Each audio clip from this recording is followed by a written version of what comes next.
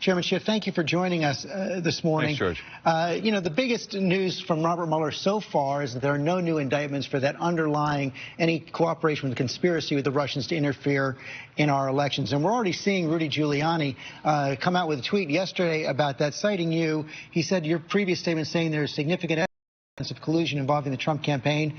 I trust he, Adam Schiff, is relieved there is no collusion, and I hope he will apologize for his mistake. We all make them. The real virtue is to admit it. It would help us heal. You gonna apologize? I think Mr. Giuliani would be wise to wait until the report is made public before making any pronouncements about vindication. And likewise, people should wait to determine just how incriminating it is. We know that the special counsel was not permitted to indict a sitting president, and we ought to see what evidence he produced, both on the issue of conspiracy as well as on the issue of obstruction of justice.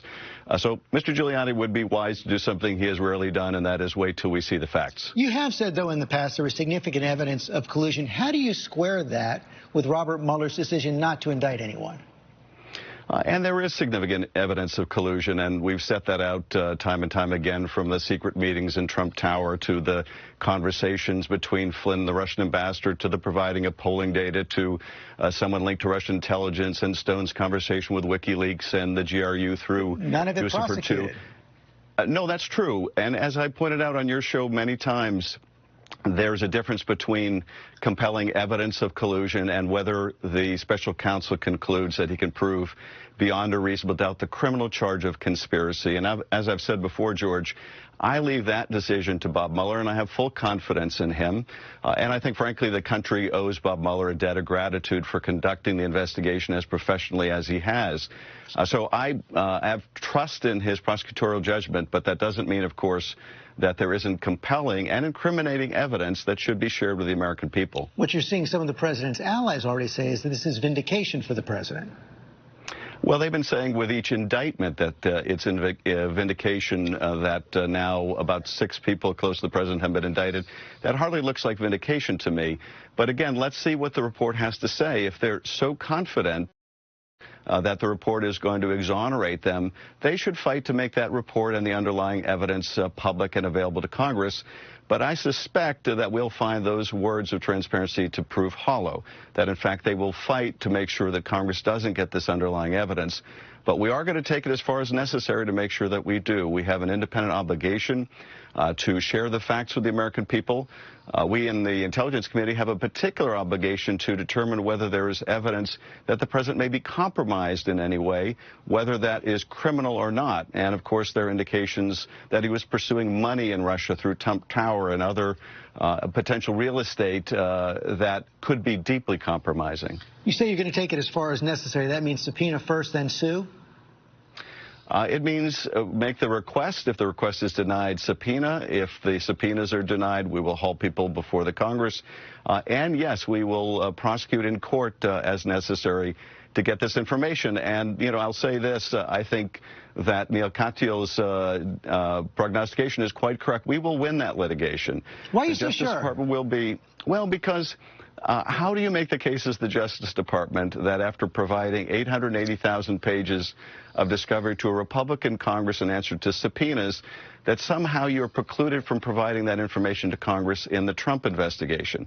When likewise in the Clinton investigation, there were no indictments. For Rod Rosenstein or others to say it's our policy not to share information with those not indicted, they should explain that to Bruce Orr or Andy McCabe or Peter Strzok or Lisa Page or countless others, Hillary Clinton, for whom they provided hundreds of thousands of pages of information to Congress, much of it made public. So I would hate to defend that double standard in court, and if they try, they'll not only lose, but they will damage any reputation for impartiality. So I think they need to be transparent, and I hope they recognize it. You also asked Robert Mueller to examine transcripts of Donald Trump Jr., Eric Prince, Jared Kushner for possible false statements. No charges there either. Surprised?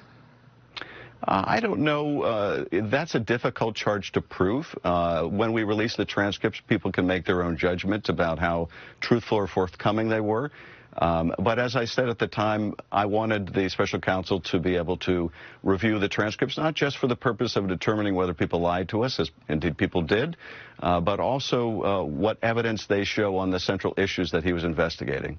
There's no public evidence that Robert Mueller even interviewed Don Jr. We know he didn't interview the president. Mistake?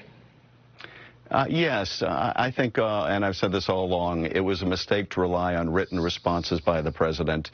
That's generally more what the lawyer has to say than what the individual has to say. I can certainly understand why the lawyers like Giuliani were fighting this, because the president is someone who seems pathologically incapable of telling the truth for long periods of time. But nonetheless, if you really do want the truth, you need to put people under oath, and that should have been done. But the special counsel may have made the decision that as he could not indict a sitting president on the obstruction issue, as it would draw out his investigation, that didn't make sense. And one other point in terms of the timing of this report, George, which I think is significant, and that is this report has come out so far in advance of the election that the contents can be made public, that the public can have that access to information without violating any policy about disclosure prior to an election, and that's very important. You mentioned that the criminal investigation was only one part of Robert Mueller's job. He also took over the counterintelligence investigation into Russian interference as well. I was a little puzzled that the speaker is ruling out any classified briefing about that counterintelligence investigation. Isn't that the normal course of business, your committee and the so-called Gang of Eight? There may be a time down the road with respect to specific classified information that goes to a source or method where they would want to brief us on that. But I think what the speaker is saying, and I completely agree, is do not think you can bury this report. Do not think you can bury the evidence in secret by briefing 8 people in Congress and say we've discharged our responsibility. That's not going to cut it. So it is essential that the report be made completely public. And the reservations that you've mentioned, the legal issues. One thing is abundantly clear about the special counsel regulations, and that is the Attorney General has the discretion to make it completely public. And if he's going to live up to his words that he will do so consistent with law and policy, that means making it all public. So I think the speaker is quite right. There are key counterintelligence concerns that we have as a committee, the Intelligence Committee. And remember, this began as a counterintelligence investigation, not a criminal one. And in our committee, it remains a counterintelligence investigation. We need to be able to see any evidence that this president or people around him may be compromised by a foreign power. And we, of course, seen all kinds of disturbing indications that this president has a relationship with Putin that is very difficult to justify or explain. You told the San Francisco Chronicle on Friday, if there's no bombshell, there's no impeachment. Does no new indictments qualify as no bombshell? Not necessarily, because, again, George, as you pointed out, they can't indict the president. That's their policy, and therefore there could be overwhelming evidence on the obstruction issue, and I don't know that that's the case.